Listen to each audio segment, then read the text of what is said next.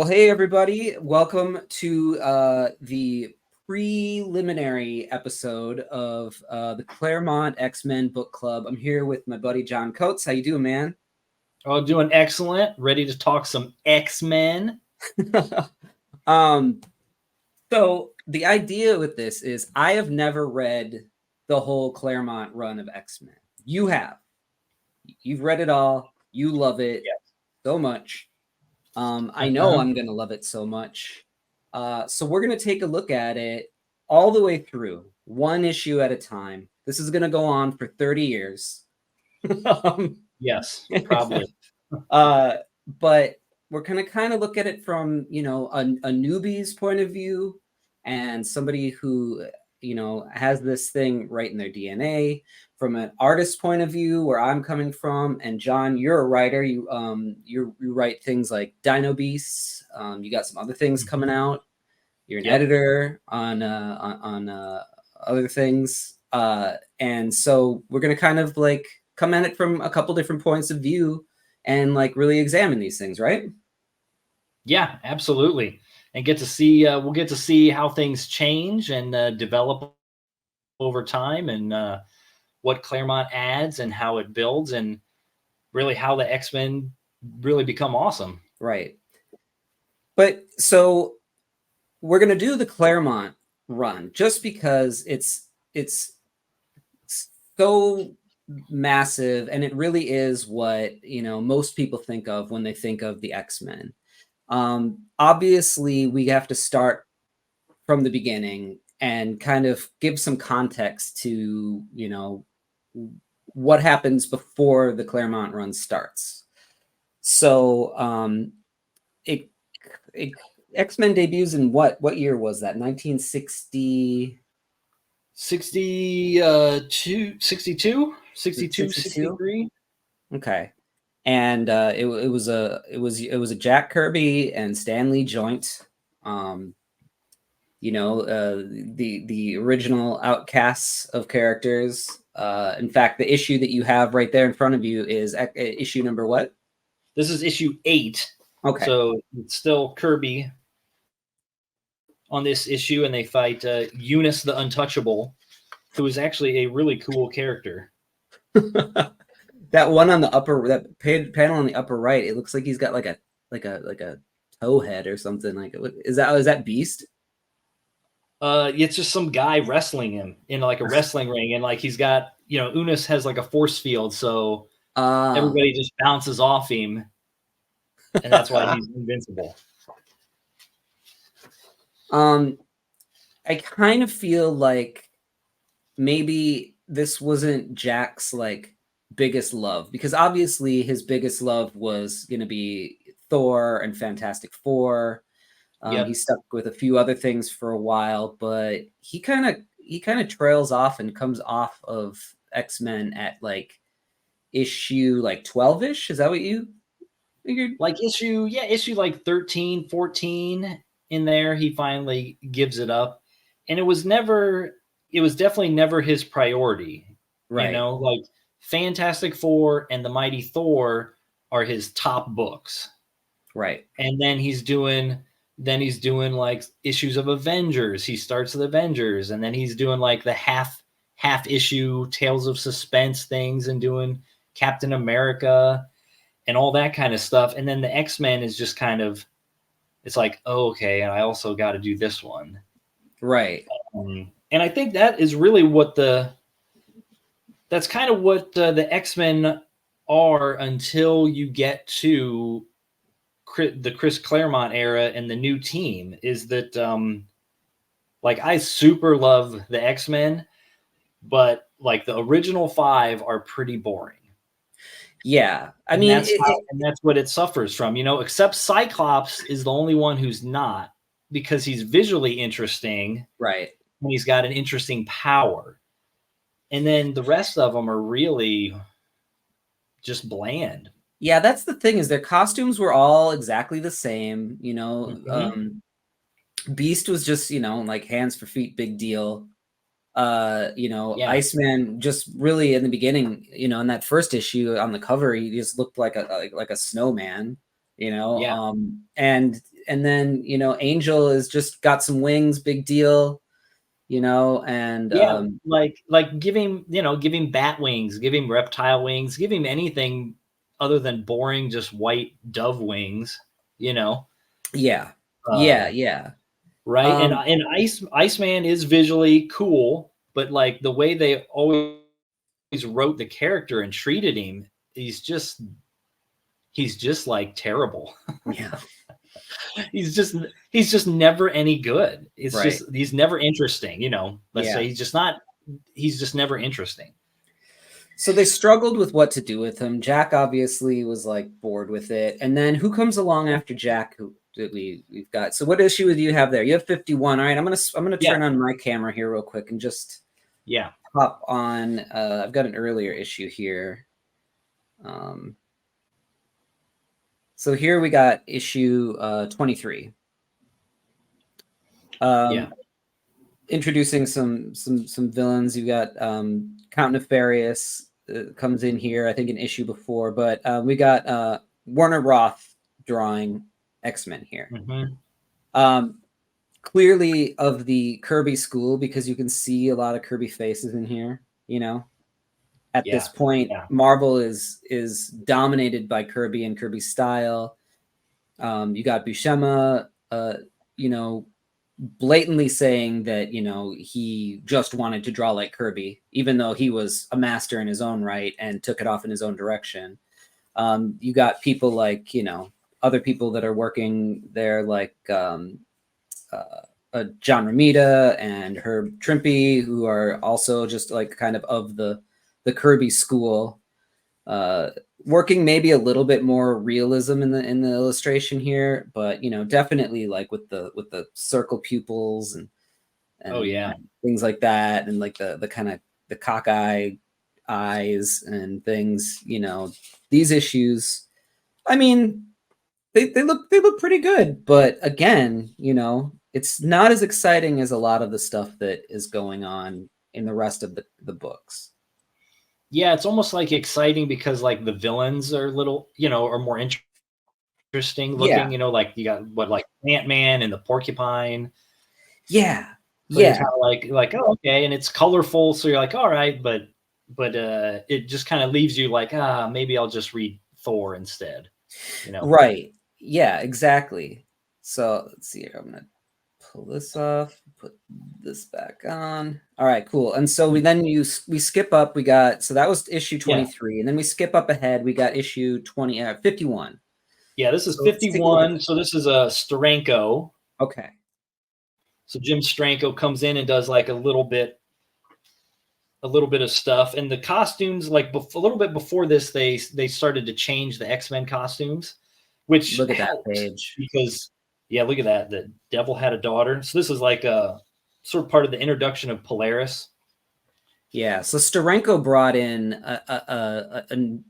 took Kirby and then pushed it into like a poppier kind of way of storytelling. He was pushing things, but he was still of the Kirby school. Yeah, and this is early Steranko when he's on X-Men. So some of the stuff, like this Cyclops at the bottom here, where he's like punching the paint, like that's amazing. That's a great. And it has a little bit of a Power Comics feel to it, where some of the stuff it's a little bit wonky, and it's amazing because of that wonkiness. I love that. Go back to that one too, where he's there on the left side, the bottom panel, where they're framed by those legs. Yeah, the He-Man shot. That's great. And yeah, their costumes are different now. Yeah, so like Cyclops gets his best costume. Polaris is really interesting right from the get-go. Like she looks really cool. Yeah, all green and green hair, little skull there, like holding her like dress together and stuff. And Angel, if you can see here, this is where by this time he's got his yellow with red suspenders look, and I think that's his best costume until he becomes Archangel. Yeah. I mean, I know it's like kind of weird, but it's like, I don't know, like the colors and stuff, it feels very Golden Age. Yeah.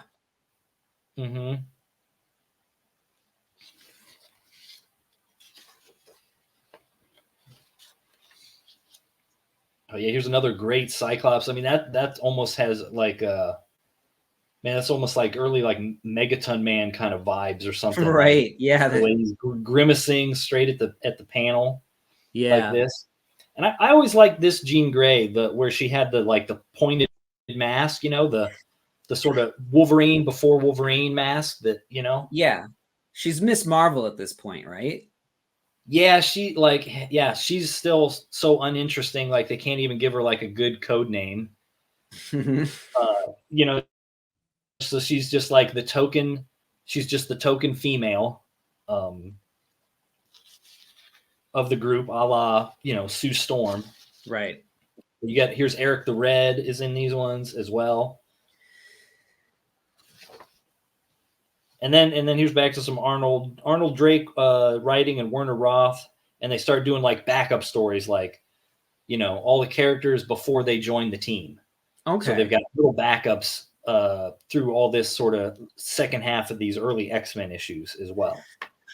And by this time, the readership is plummeting, starting to plummet, right?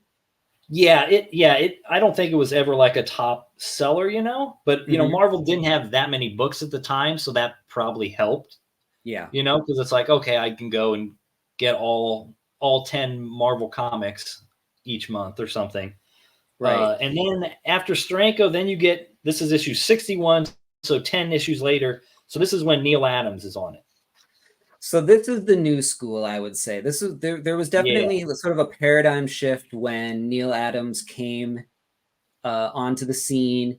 He was pushing more realism and the beauty of the illustration more. A lot more like he was using a lot more like photo reference and pushing a lot of things. Yeah, look at this Sauron. Yeah, that's really cool. In here. I mean, look at those panels. You can already tell right away that we've moved away from the Kirby grid. He's really pushing the dynamics. You know what I'm trying to say? Being dynamic. Dynamism. yeah, sure. Dynamism. Yeah. Neil Adams is interesting. Like it's always really great to look at.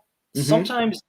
Sometimes like the visual storytelling, like panel to panel, isn't that great because he's doing so much with like strange panels and designs and layouts that it kind of like sometimes interferes with like the reading order and the flow.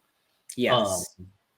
I find, but it's still like visually it just is amazing, Yeah, it's so beautiful. You're just kind of like, oh, forgive it, like, oh yeah. Yeah.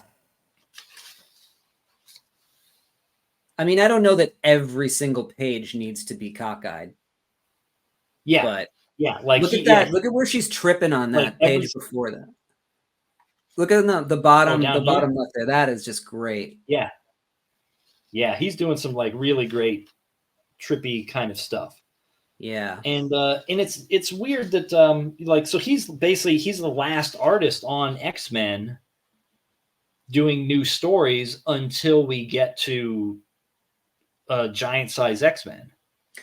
Yeah, so it sort of goes dormant. It becomes is it a quarterly book?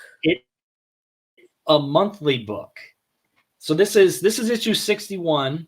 So issue 66 is the last issue of new material. Okay. So issue 67, it becomes a reprint book where they start reprinting with like Kirby stuff. I think they start maybe with like the Sentinels and stuff. Okay. And after like maybe 2 issues of being like a monthly reprint, then it just goes to bi-monthly. Okay. And the bi-monthly actually, that'll be a thing to keep an eye on, like, because it stays bi-monthly when they bring it back with Claremont. And it's interesting to see at what point they have enough confidence in the book to make it monthly again. Because so they basically, didn't believe it. Like a couple years, right? It's like 7 years or something. And 7 years or 5 years. It's in reprints. So trying to get just into the mindset of them putting out these reprints. Like you would never do that now with a book and call it, issue, the next issue number and then just put reprints in it. But the thing is these books sold on spinner racks and newsstands and things like that, where if you wanted to get issue 1, 2, 3, 4, you know, you really had to be there when it came out, or, you know, it was gone to the wind. There weren't really comic shops. There weren't really places for you to order back issues of things. So in order to kind of read older issues that you maybe missed, you know, you would have to, like, it's perfectly reasonable for them to reprint these things, right? At the time, I would imagine that was their mindset behind it. Yeah. And it's also interesting, like I have no proof that this is like what went through their mind, but, you know, they start doing the reprints. It's like about 1970. And that's when Kirby leaves Marvel for DC. Right. And when Kirby leaves Marvel to go to DC, Marvel starts pumping out a ton of Kirby reprints to flood the racks to hurt his sales at DC. I believe and it's interesting. It's just kind of like, oh, okay. And now all of a sudden, you know, instead of X-Men, instead of you just canceling the book or something because you didn't think it was any good, you're just going to put out Kirby reprints. At the same time, you're doing Fantastic Four reprints, and you're doing, you know, other Kirby's old monster stuff reprints of that start showing up. Right. You know? And so, you know, it could have just been one of those things where like, oh yeah, well, hey, we got some early Kirby stuff here that a lot of people haven't read because they couldn't get a hold of them at the time. So let's just keep putting this out. Right. And then they get the idea, this book's about to be canceled. They get the idea that people from other countries are all now also reading Marvel comics. They should have characters from other countries in Marvel comics. They had created Wolverine and put him over in Incredible Hulk. John Romita Sr. designed the costume. Herb Trimpe drew it, right? Len Wein wrote it. Yeah. Now Len Wein has come and they have gotten Dave Cockrum to come in. They sit down and they say, look, we're going to reinvigorate the X-Men. We're going to build a whole new team of people from different countries. Len comes in and says, I got some ideas. Dave comes in with stacks and stacks and stacks of sketchbooks, right? Oh yeah, all the designs, like the new X-Men are not as cool as they are without Dave Cockrum. No, like no way. Like he doesn't get enough credit. You know, he's just mentioned as like, oh, he's just like the first guy that like drew the stories and stuff. It's like, no, I mean he gave them fully formed Nightcrawler and Colossus and Storm. You know, they're a thing because of him. Yeah. For my money, Nightcrawler is one of the coolest character designs ever. So great. And yeah, they're floating around on the internet. There are, I think, some pictures of his sketchbooks and things like that, his early designs and stuff. Yeah, that probably pop up on this video, so you can kind of see what was going through his mind when he created this. So they were like, okay, we're going to do just this one issue, right? Yeah, it was going to be a quarterly. So they put out Giant Size 1, and then Giant Size 2 was going to come out a few months later, and then they split Giant Size 2 into the next issues of X-Men 94 and 95. Right. So that's why Len Wein's name is on those as like a plot. Right. Yeah. So okay. So this isn't the famous cover of Giant Size X-Men #1. That is this one here. Yeah. I'm reading these on the Marvel.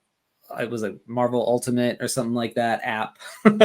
So it's always just better to look at the actual comics. I do have a whole bunch of, thanks to you, John, I have a whole bunch of classic X-Men issues that were much cheaper to buy than the original issues that came out. So we'll be looking at some of those too, because I mean they've all got Art Adams covers, so I have to show those off. But so this is how the first time anybody on the racks sees the new crew. Yeah, great cover. Great cover. Like those designs, like you just look at that and you look at those characters and the way they're designed. It's like instantly, it's interesting. Like you're hooked right now. Yep, they're popping through the paper. In the background, they put this blue color hole over the old team. They're like, like Jean is terrified, and so is Hank. They're like freaked out by this wacky new crew. The thing is the original group were teenagers, and looking at Cyclops there, he doesn't look like your average teenager. He looks like he's about 40 already there. But they were teenagers, and I don't think that they aged in the run up until this point. But it was a school for gifted youngsters, and now this group comes on, and there's I think that they kind of threw the youngster thing out the window, especially when it comes to Logan. They're like college age, Yeah. Any of them who they kind of, if they reference their age, they're probably like, 19 to early 20s. Right. Something. Right. So I guess they're considered youngsters, but college youngsters. This is a reprint that you got. This is cool. I don't think I'd ever seen this cover before. Yeah, this is a great way to get it. It's a reprint from '83. Like if you might have to search like X-Men Special Edition when you search, and it's not very expensive. And it's got this new sort of cover by Cockrum. Plus it's got this interesting little backup story by Claremont and Cockrum that's just kind of like, it's just like a fun Kitty Pryde story. Cool. That's a great cover. I love the Krakoa in the background coming. Yeah. Yeah, we'll get to him. Another great villain. Like, I love Krakoa. Yeah. All right. Well, let's flip this puppy open and let's start going through it and talk about the writing and the art. Because we're not on to Claremont yet. This is Len Wein. No. Yep. Len Wein, and he was the editor at the time also. But Claremont does have like one assist to the plot in it, and we'll mention it when we get to it. So just to remember, so this is August of 1975 is Giant Size X-Men 1. Okay. And at the time, Claremont was 24 years old. Okay. So boom, we get this first shot of the all-new X-Men. Yep, second Genesis. Man, so we went from these reprints for years to all of a sudden this shows up on the shelf. We kind of dropped right into the middle of things a little bit here. You just get another big splash image of the new team. Like you get it on the cover, then you flip it open, you get another good look at them. And I'll get your opinion on some of this, Chris. Like, so in Giant Size 1, like Cockrum is listed as illustrator, so I'm assuming that he's inking himself. Yeah. But when we get to the next issue, he has an inker with him. Okay. And I think the inking is a lot better. Sure. Yeah. Yeah. We'll take a look when we see the next issue. But yeah, if he's listed just as illustrator, then it's most likely that he was inking himself. Now, I know that eventually when this goes to monthly again, the reason that he leaves is because he could not keep up with the monthly schedule. Right. I'm not exactly sure why. We'll get to that when we cross that bridge and look into it a little bit more. But if he was inking and penciling this, then obviously that takes more time, right?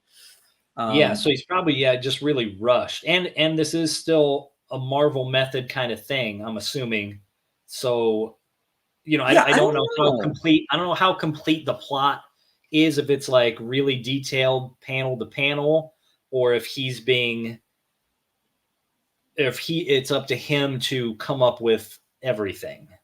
That's a good question. I wonder if anybody knows the answer to that. I'm sure that somebody out there does, or that's something that we could look up. But yeah, I'm not sure if they would have used Marvel method where there was just plots, because this seems like a calculated strike to bring in an international audience more and to kind of perhaps revive the property. I know that, Len obviously came in with Wolverine ahead of time. They wanted to introduce him first. You've got characters from all over the world. So I'm sure that they at least, talked about what the story was going to be about, I imagine, before Dave went in and started drawing stuff. Yeah, that's what I'm thinking too. Yeah. All right.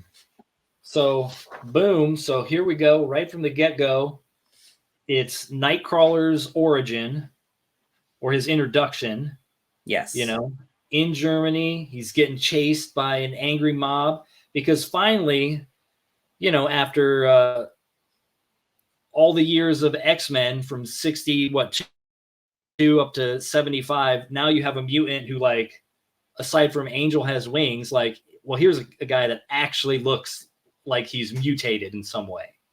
Yeah, he looks like a blue devil, right down to the pointed tail. 3 fingers. Yep, three toes. That last panel on the left page where he is up on top of that the building with when they've all got the torches there. I don't know if you can really see it in there, but like his eyes are sort of glowing yellow there, and his teeth are snarling, and he just looks so terrifying. And that's what's so great about this. Like if I was a villager in this, German, but in the Bavarian Alps and saw this guy, I think I would probably grab a torch and go after this thing too, But, as we know, he's like such a gentle person, Yeah, exactly. Just so and like great. right from the get-go, like you see like how good like Cockrum, how good his art is. And he's not phoning it in, he's drawing the heck out of everything. He's doing, these cityscapes, and he's doing textures on these walls. Like he's putting everything into it. Yeah.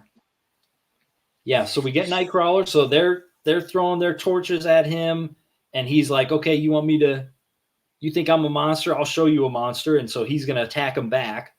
Right. And we get this whole great sequence. And then, boom, now everybody gets frozen because here comes Professor X stepping in to save the day and give Nightcrawler the pitch to come join my school for mutants. Right. Oh, so great. So great. So good. The way he's drawing him. And he draws the ears really big, too, on Nightcrawler. And they kind of shrink over time. Right. So Cockrum is still sort of in the school of Kirby. We've already established that Neil Adams is on the scene, so a lot of the new artists that are coming in are really paying attention to what he's doing and wanting to get in on that. I can see a little bit of it in like Professor X's cheek on the left page there with the cross hatching. Yeah. That's definitely something that would have been on Neil Adams, and those eyes, the way those eyebrows are. Yeah, it's a very Adams very Neil Adams. Yeah. But Cockrum is his own creator. I will never say that. I'll never compare an artist to another artist out of saying like they're ripping this person off, because every one of these artists are going on their own journey and doing their own thing. I'm just saying that there is a lot of that in their DNA. Yeah. I can definitely see it, but I think that Cockrum, if I was to put a foot on one side or the other, I would say that he's in the Kirby school. Yeah, I would go with that. Yeah. That's a thing that I'm going to be doing on this journey a lot too, is there's a couple of artists that are coming up that at this moment, at the time of this recording, I don't really love, that a lot of people hold in the highest esteem. Cochrum's not one of them. I like Cochrum's stuff. I didn't used to really love it. I've grown to love it. But a couple of them are coming up that I don't enjoy, and it's gonna be interesting to see the process, because I just know I'm gonna come out the other end with like an appreciation for these artists and change my tune. So I can't wait, man. Yeah. Controversy. Yeah, so there's gonna be a lot of that. So Nightcrawler is our first new X-Man. Joins the team, and now here we go to the next guy. Now we're going to Quebec, Canada.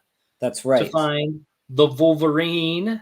Yep, the very special government agency. We're the Agent Cipher coded Weapon X. Yeah, and then the little drop in like, oh, we've seen Wolverine before in Hulk 181. Yep, down here. So another Cockrum mention. So if Ramita designed the original Wolverine costume and Trimp drew it, but Cockrum gives it a little polished, a little redesign. He gets rid of the whiskers on the mask and stuff, and he makes the points bigger. And so this is the Wolverine that everybody thinks of. Right. Is Cockrum's Wolverine, and then forward, into different iterations of the Cockrum look. Yes. Yeah. And then, Wolverine, of course, shows up, and like he's a little bit gruff. He's a little bit of a dick. And then he just kind of bails. He's like, it's boring here in Canada. What you're talking about, Professor, sounds interesting, and I'm tired of sitting around. I'm out of here. I believe, even though I don't think that it's mentioned, I believe that the claws at this point in their and how they wanted to handle it are actually coming out of his glove and not out of his hands. I think. Yeah. And nobody mentions that they come out of his hands, like characters in the stories don't. And the other thing for us to keep an eye on is when Wolverine actually gets mutant powers, because like he gets mentioned as he's a mutant, but we're going to see for quite a few issues, like there's no actual evidence of him having any abilities at all. Right. Other than he's just an angry short guy with knives in his gloves. Right. Exactly. Oh man, look at the way that his but for lack of a better word, ears are coming off of his head in that left-hand panel, the middle one, the fourth panel. It almost looks like old Batman there, like in the back. Yeah. That is really crazy drawing, because everybody's getting the handle on things. Everybody, literally everybody. Yeah. It's like, Cockrum's first. This is like his second page ever drawing Wolverine. Right. Yeah. So but that's another great introduction. He looks cool, and he's got knife hands. Like that's cool, and he is angry and just tells this general to screw off. I'm out of here. So that's pretty cool. Mm-hmm. Then the professor goes, and we get the introduction of Banshee, but really small. He just gets two panels. Yeah. In the Banshee, is super weird to me. Everybody else is getting at least 2 pages. And then to have 2 panels for Banshee and then start Storm in the next thing and give her 3/4 of it. It's a very bizarre choice. But I will say that I really love the way that Cockrum draws Banshee's face in this. He looks just like, he's gonna get ready to sell some Lucky Charms. Yeah. There's a bit of sort of stereotyped stuff going on with Banshee. Yeah, he's definitely a leprechaun. He gets that long pipe going. Yeah, it's we'll like very Gandalf. It's great. It's great. I also love how he's like at the Grand Ole Opry taking in a show, and he's obviously got his costume on under this trench coat. Yeah, you see the yellow popping, and it's like man, he's ready for action at all times. Yeah, that's another thing where you just got to suspend your disbelief, like, because like when I was going to mention that back when with Nightcrawler, and he's got these giant, like, you know, red shoulder pads coming off, and he's already got this, but yet he's like this like poor wretched character from the German countryside, right? Yeah. But he's already got this super sweet suit. Yeah. So funny. So the Banshee, and probably this is why he got only 2 panels, is because he showed up in early issues of X-Men. This is not his first appearance. Right. So they're probably just hoping, if you're picking up this, maybe you're familiar with earlier X-Men's and you know the Banshee character, so we're not going to spend time on it. Now, in the Claremont, there's a Claremont documentary that's on Prime, and they talk about, I think the archivist, the Marvel archivist, talks about how the only reason that the book was clinging on at this point is because the more sophisticated Marvel fans, who were, you know, the smart ones, were actually knew that this book was really good and about, you know, and got the subliminal message that it's all about, you know, people with diversity and people with, you know, things standing in their way, and fighting against, you know, the man. I thought that was an interesting point. So I'm just, the only reason I brought it up now is because you said that, you know, Banshee was already in one. So, you know, they're hoping that the sophisticated X-Men people from beforehand are following along and already know about, you know, about Banshee. Yeah. I call bullshit on that, but yeah. We'll get into some more Banshee stuff. When some stuff comes up. So then he goes, and then now we get the introduction of Storm. Really, really interesting stuff. You know, she's in Kenya. You know, people are having a drought, and they, you know, their crops are dying, and they come to pray to her because she's treated as a goddess, as a weather goddess, sort of an elemental kind of a person. And so she's like, okay, like, I will help you. And she creates, you know, rain to like help their crops and stuff like this. Man, it has got to be hard to draw like weather effects and get that to come across and to turn out right. I mean, I've never had to do that, but yeah, he does a great job. You can see that there's some there's this effect in the second panel on the left where what they did was they would lay down just the black ink, and then they'd take a razor blade and they'd drag it across the page, and it would actually pull up the paper underneath, and it would give it sort of that broken line effect. That was a really common thing to do when you were dealing with things like that, because you couldn't trust, a dry brush didn't come off as well, and it was not as consistent, you know? So that's how they would do that effect. Yeah. And Storm is a great character right from the get-go. Yeah. And like, you know, here she doesn't, you know, she's a little bit risque, like she doesn't have a costume or anything at this point when she's in Africa. But I will say, like, right from the beginning, like, okay, she's going to just do this big weather event. Mm-hmm. It's like they're showing like a real powerful female character right off the get-go.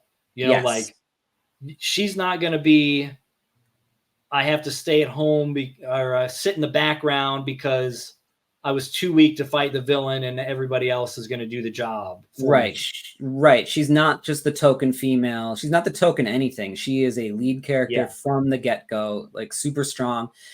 This is a super important moment in comics, really. You know, because there really wasn't a character like this beforehand, especially like a character of color too, you know? Yep. Just right off the bat. Yeah, I mean, and because like famously, like this is still only 1975, and like when they introduced the Black Panther, Kirby's original design, you could see his mouth. It was like a Captain America face. Yeah. And they told him, you got to cover that up or we can't sell this book in the South, because they won't sell it because you're showing a black character. Yeah. What year was that? That was still in the 60s. Yeah. Yeah, because that's like in the middle of the run. That's right, right after the Galactus stuff. So it's like the early numbers in the 50s is the issues or something wise. So yeah, so that's sort of the midpoint of the run. But so we get Storm, and he like Professor Xavier's like pitch to her is interesting because he's not selling it as like it's going to be awesome to come and join me. He's just telling her like you're living as this goddess, but it's not real, right? Like it's just kind of a fake thing. But I want you to come use your powers to help other people, and those people probably won't like you, but you need to help them anyways. Sign me up. Yeah. Go where you're not wanted. But it's more real than the fantasy you're living now. And so, and she's like, well, that's a peculiar argument, but okay, I'll give it a shot. Yeah. So it's a real, and then we get another 2-panel introduction because Sunfire was also previously in X-Men. Sunfire, by the way, is one of the most fun costume designs in Marvel history as far as I'm concerned. Awesome. I just wish that there was more of him all over the place. Yeah, he never sticks around because like a lot of the new X-Men, like in giant size and right off the get-go, they're all like angry. Yeah. Like they're all just, until Claremont takes over and starts to give them different personalities, they all just start out as kind of like, they're all just kind of angry characters. And Sunfire is your sort of stereotyped, angry Asian. But the way he turns is really interesting in this, because he's like right off the bat, the professor's offering him to come, and he's like, okay, like maybe I'm done being angry at everybody. I should get out and try and help people more and stuff. So he's going to join up, and that costume is just awesome. What was awesome. What was? Do you know what Sunfire's introduction in the previous issues was like? It's in the Neil Adams stuff, close to the Sauron stuff, and he's like attacking the U.S. or something because it's like his uncle or his grandfather or somebody was like, fought against the U.S. in World War II because he's Japanese, and then when we dropped the bombs on him, like he's like angry about that, and like he was brought up with this like hatred of Western culture and America and stuff, and so Sunfire grows up with all this bitterness about those experiences that his family went through and stuff.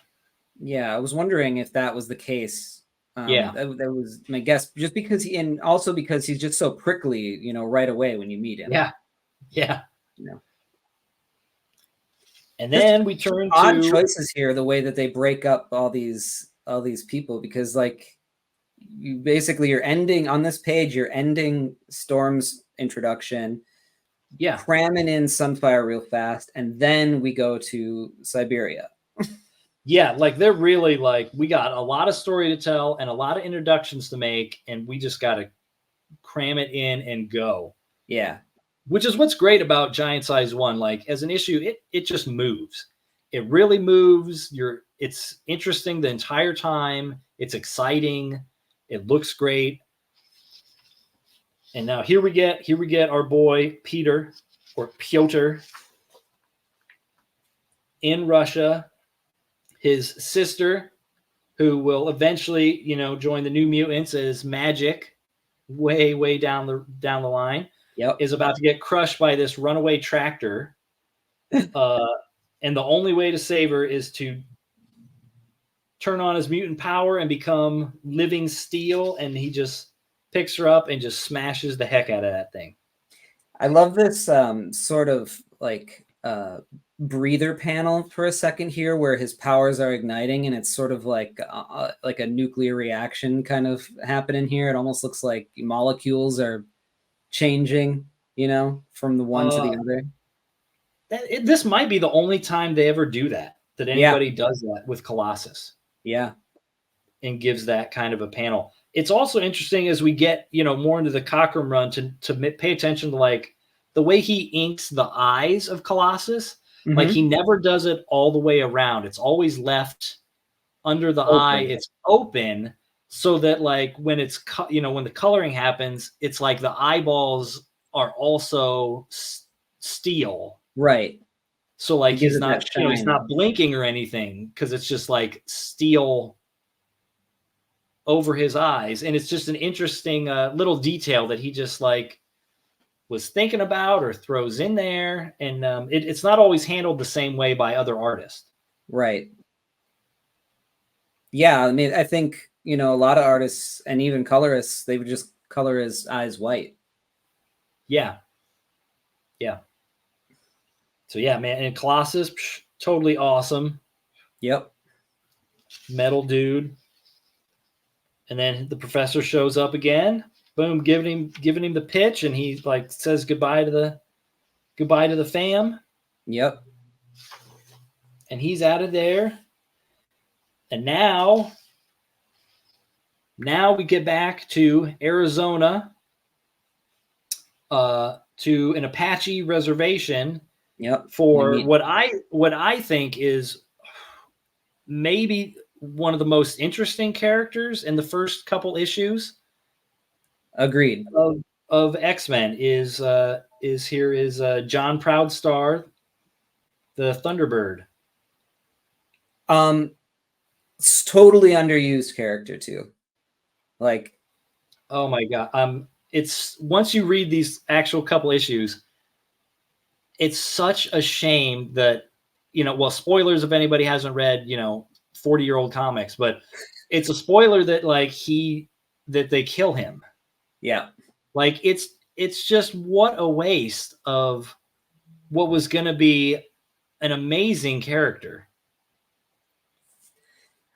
And we'll talk about it when it happens. Yeah, it really is. This character is just given such a shitty deal right off the bat. So yeah. All right. Well, let's go on here. We got John Proudstar here. Great introduction. Look at this, chasing down a buffalo, just grabbing it by the horns, taking it down. So he's obviously really fast and really strong, because we get they show it to us visually, which is always the best. Just show it, don't tell. Yep. And then the professor shows up and Proudstar, he gets a lot more, he gets more moments to sort of speak into bluster, and he calls the professor a cripple. How'd you get out here? Yep. And you can stuff a cactus, Custer, he says. Yeah. It's like the white man needs me. That's tough. And it's like, man, nice.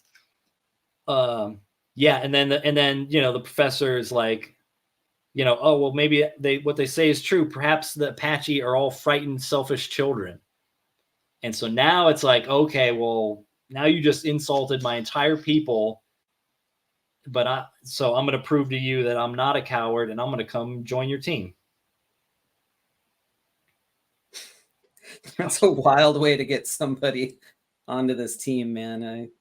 Yeah, the professor, his different tactics are interesting throughout this issue, And then, boom, now we get another killer splash. Here we all are in costume. The team is assembled. Yeah, ready to roll. Storm is now in her crazy, costume, which, looks great. I've always been interested in why, Colossus, they had to give him this blue pants. And I wonder if it was like a comics code thing, or if it came from some editor who was like, we can't show like a bare male thigh. Because it makes no sense when he changes the metal, and then all of a sudden the blue's gone, and it's just like you see his metal leg. And so it's like, okay, well, why can't he just be like not?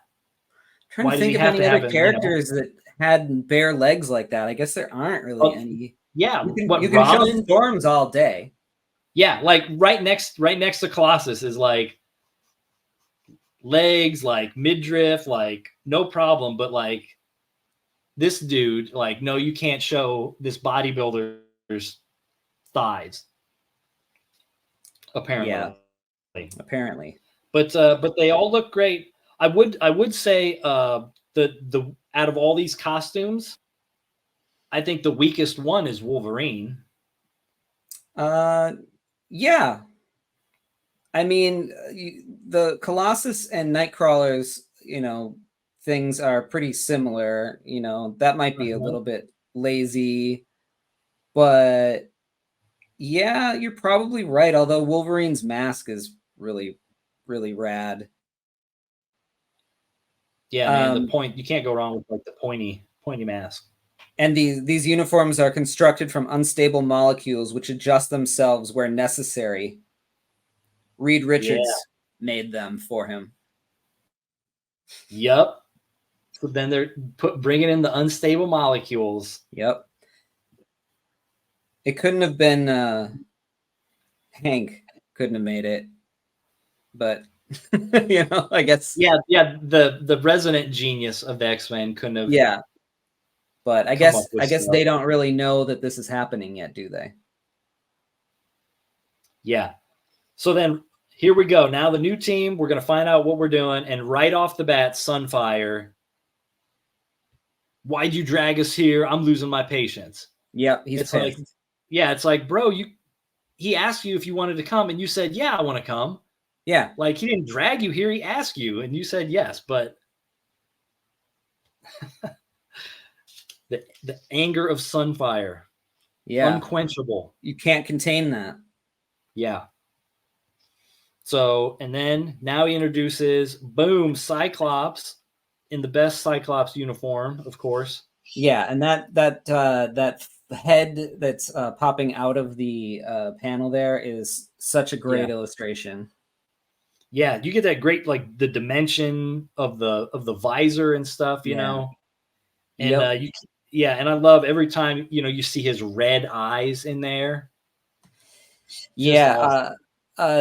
He doesn't embellish a whole lot with his style, but when he does, it's really striking. So that's a really, really standout page. I mean, besides the fact that it's jumping out of the panel. Yeah.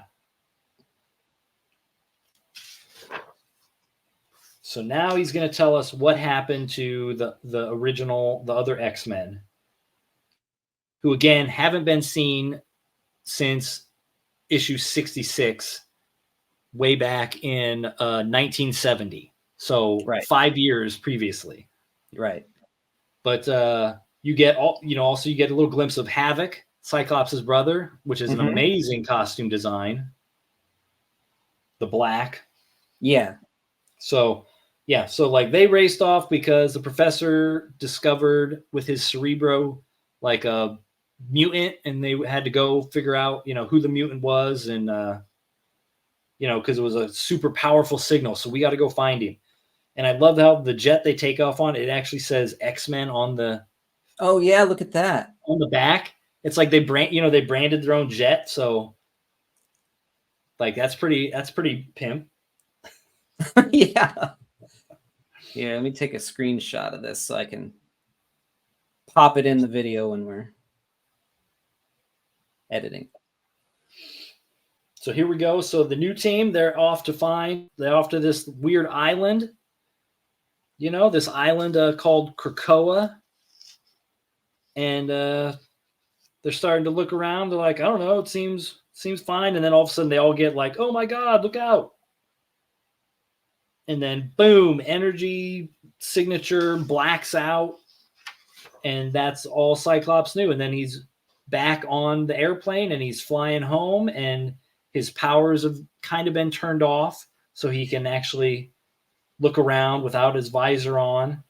I like this first panel where he's sort of out of it and he's just got like fragments of memories of what happened. It's and the way that they just kind of made it like smoke coming off of his head with these broken images in it. That's such a great panel. Yeah, it's really cool. There's so much, so much cool stuff like this that you almost want there to be less panels on a page so you could just see it bigger. Yeah. You know, like, okay, give Cockrum, you know, give him a 4-panel page every now and again or something like.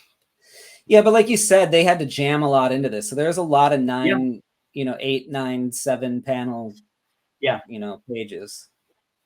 And it works. Like, you know, I mean, there's a bit to read, but you're not like bogged down by it. Right. Yeah. So then all of a sudden his powers turn back on, of course. And now he's back to like, okay, guys, like, you guys have been brought here to help me find the original. Right. The other guys. And Sunfire tries to quit again. Yep, he doesn't even like his fellow mutants. He's not going to risk his life to help them. Heck no. And then Cyclops he goes along anyway. Yeah, and then he's like, okay, I'm going to fly next to the plane instead of being in the plane with everybody else. Right. He's keeping his distance. Yeah. And then, Proudstar points out that, like,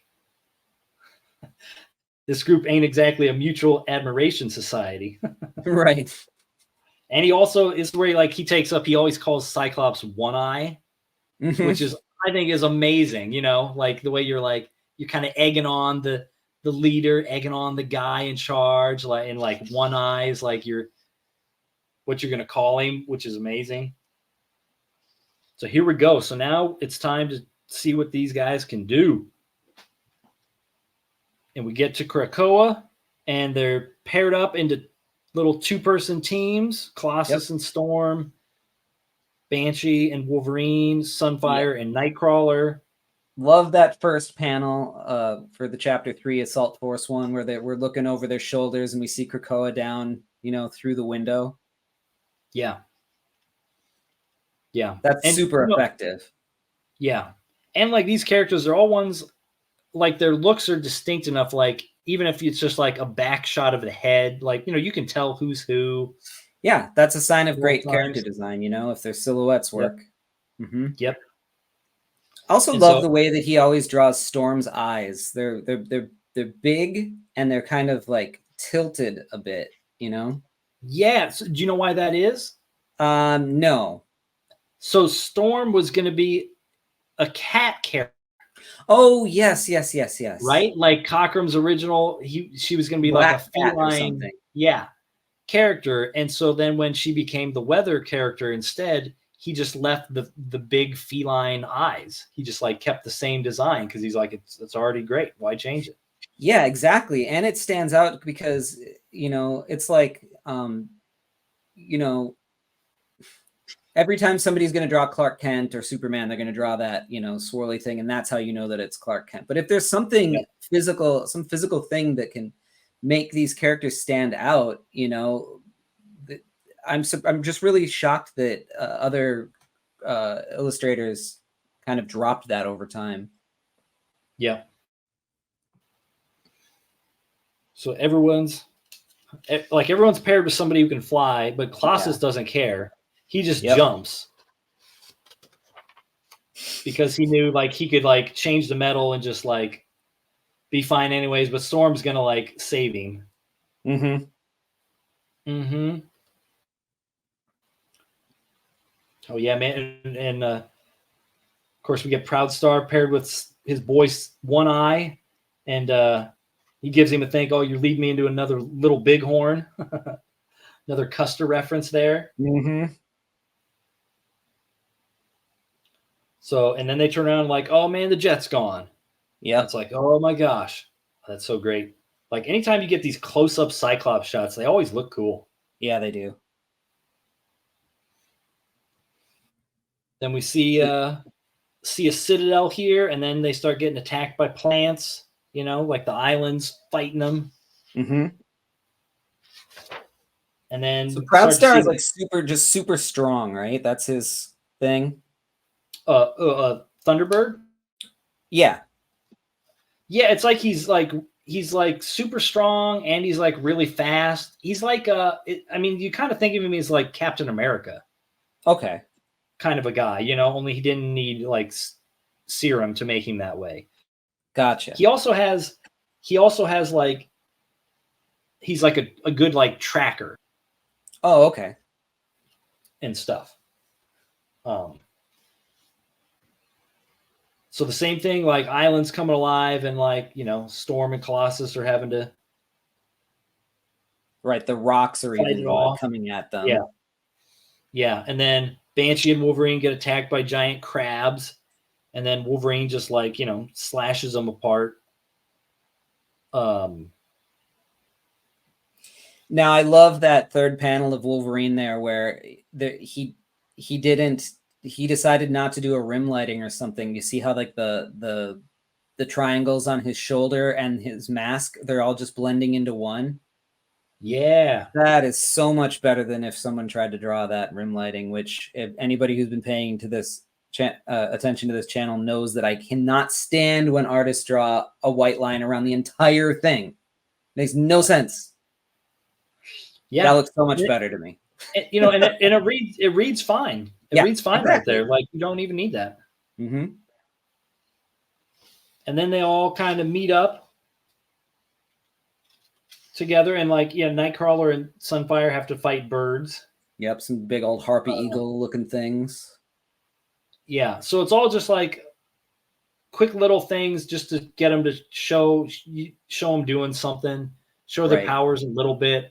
Get a little bit of banter going between them before you get to the show here, where they're going to bust into the Citadel and find, oh my God.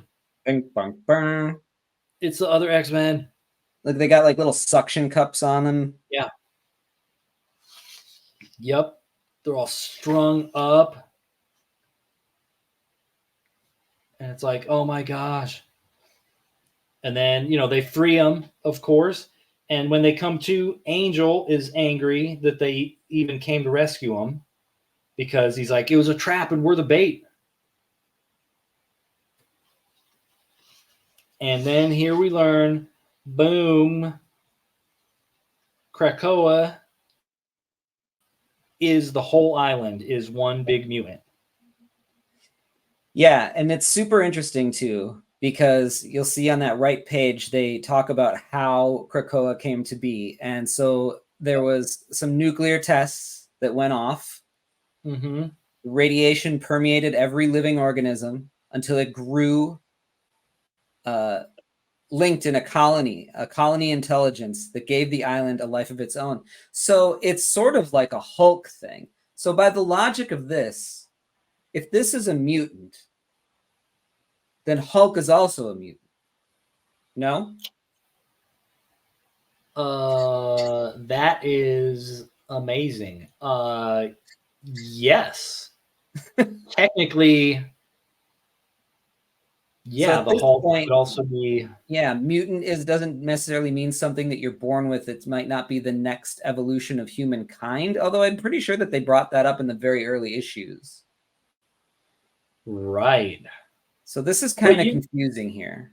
But, like Sunfire is a mutant, and they explain his radiation as because of World War II, the atomic bombs getting dropped on Japan, and that putting the radiation, like irradiating his mom, Right. I wonder if they ever resolve this issue later on.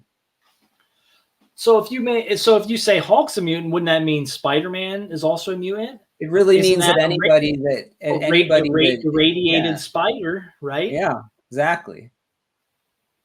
Everybody's a mutant unless they're Inhumans. Yeah, for some reason.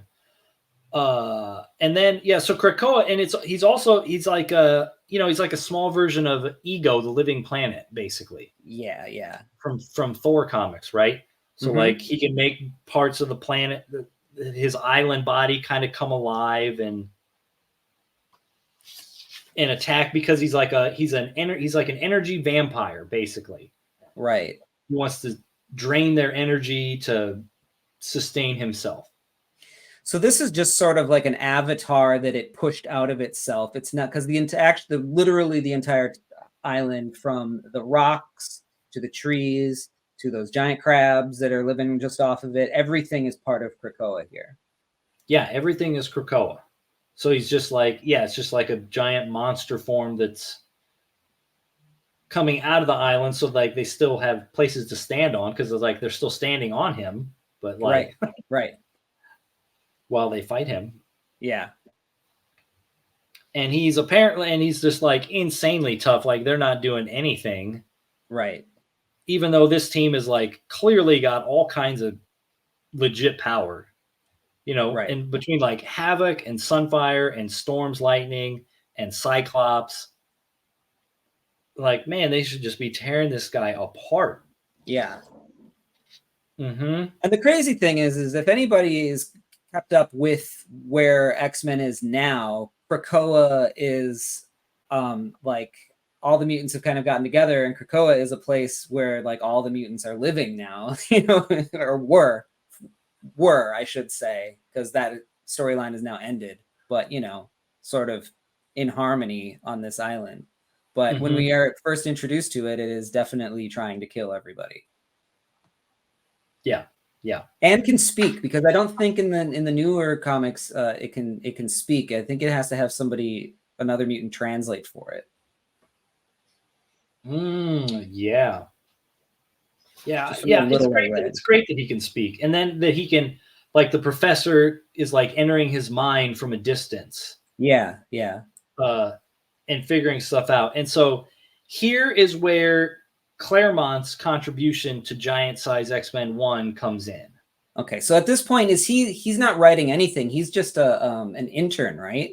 Yeah, he's just like an intern in the office, and he's like an intern for Len Wein, I think, who's the editor. And then Wein and Cockrum are sitting around discussing, the story that they're putting together for Giant Size, and like Claremont, what I read, ask if he can just come sit in the meeting. Okay. And just listen to him. And they're like, yeah, sure, come on in. So he gets to just go into the office and sit down, and they're trying to figure out what to do. Like, how do they beat Krakoa? Like, what do they do to get rid of it?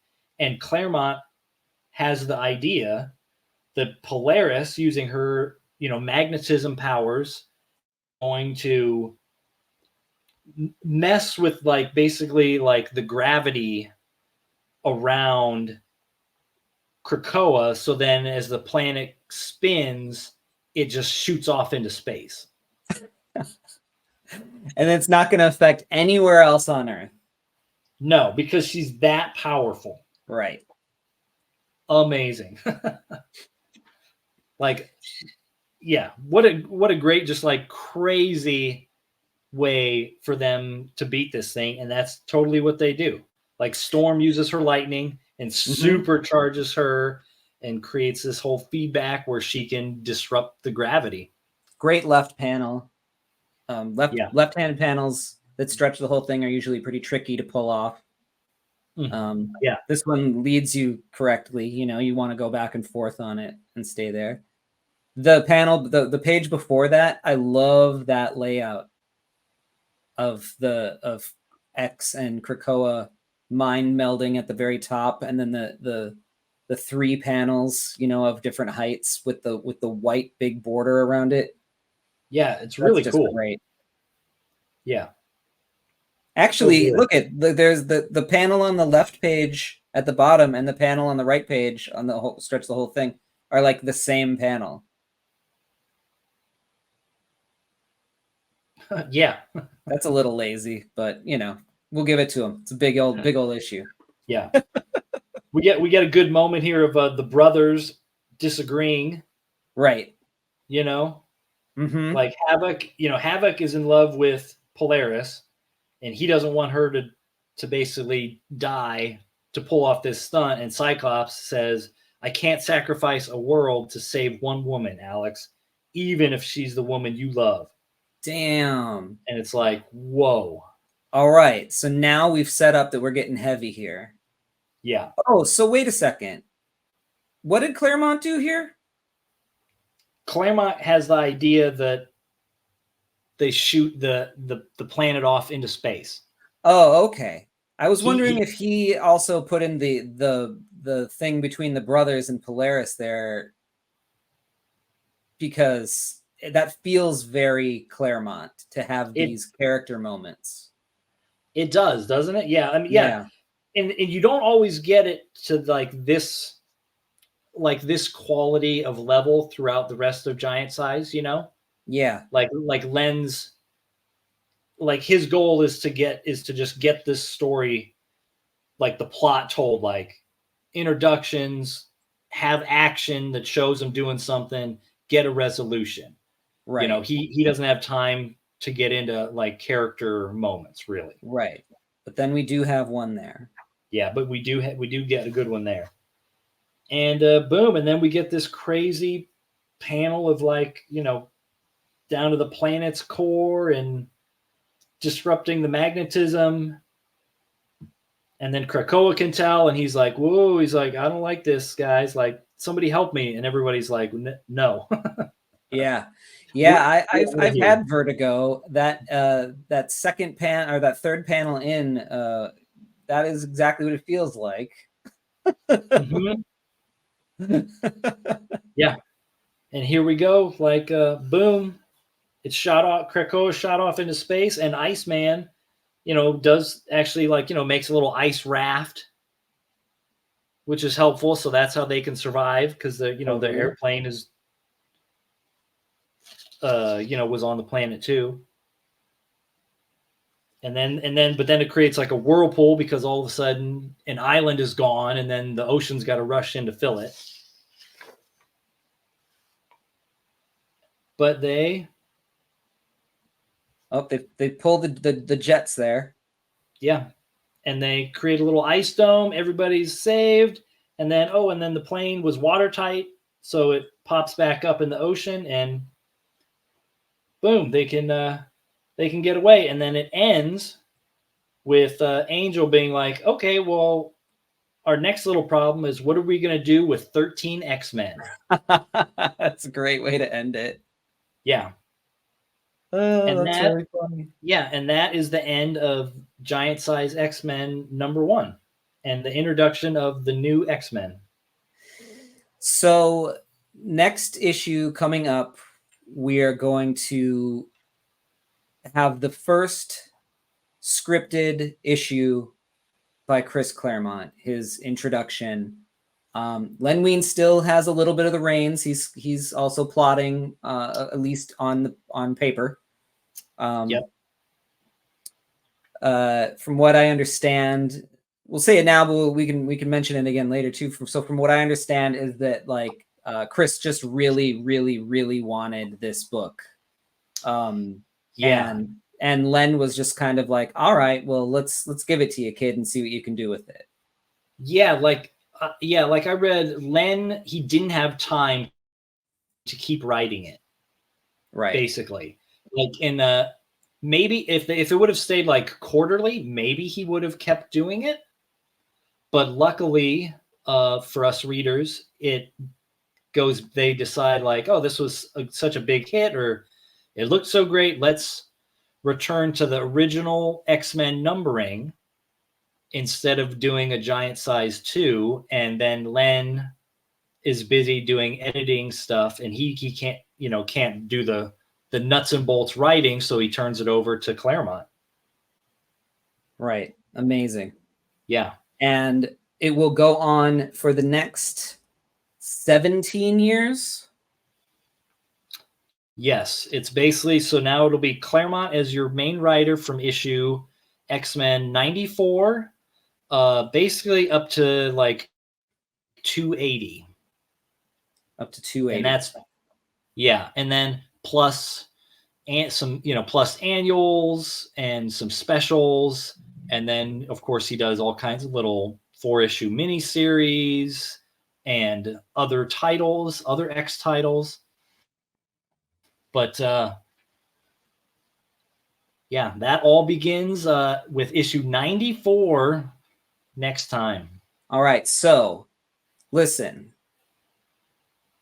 people, you can go out, you can track down issue number 94 of X-Men on eBay or at your local shop. It looks just like this. Or you can, I'm guessing, I'm not sure how the classic X-Men issues go. But I think classic X-Men #1 might have this issue in it.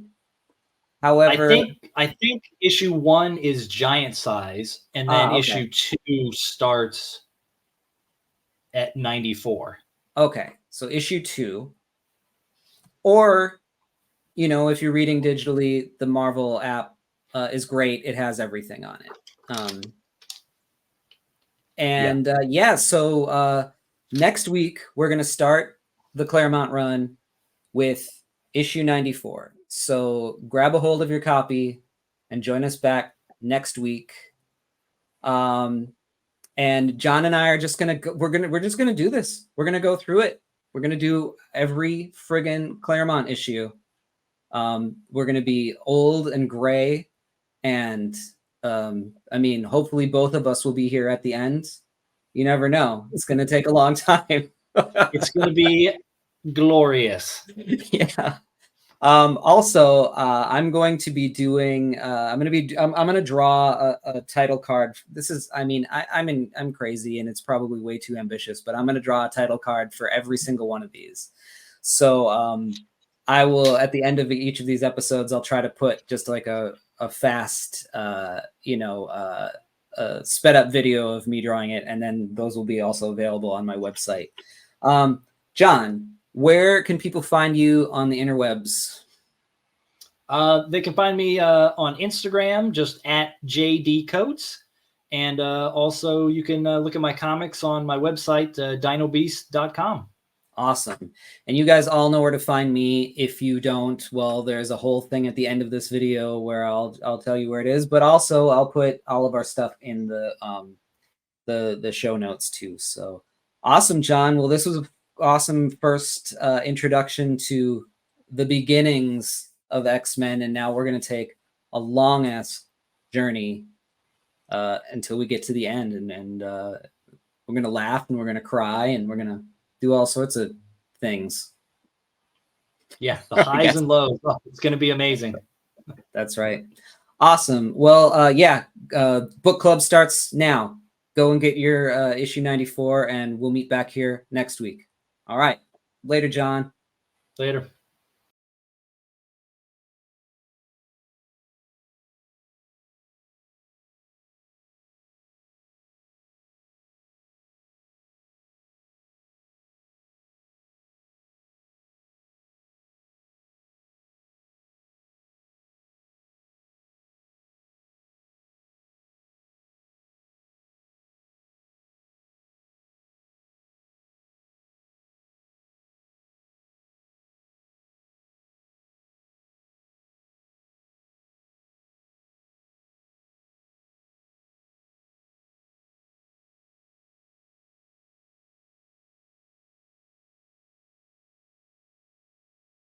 Join my Patreon to see my work before anyone else, plus score physical sketchbooks, mini comics, and commissions delivered right to your door, and reading my new books, Something Seems Off and Three-Headed Pigman, as they are made. Go to my website to order original art, commissions, and my books, Lost Angels, Spectral: A Showcase of Fear, Chaotic Neutral, and more. Gray Matter Drip, The Art of Chris Anderson, is available now from Cosmic Lion Productions. Here are the upcoming conventions I'll be at the time of this recording. And don't forget to like, follow, and subscribe. It helps spread the word. Thanks.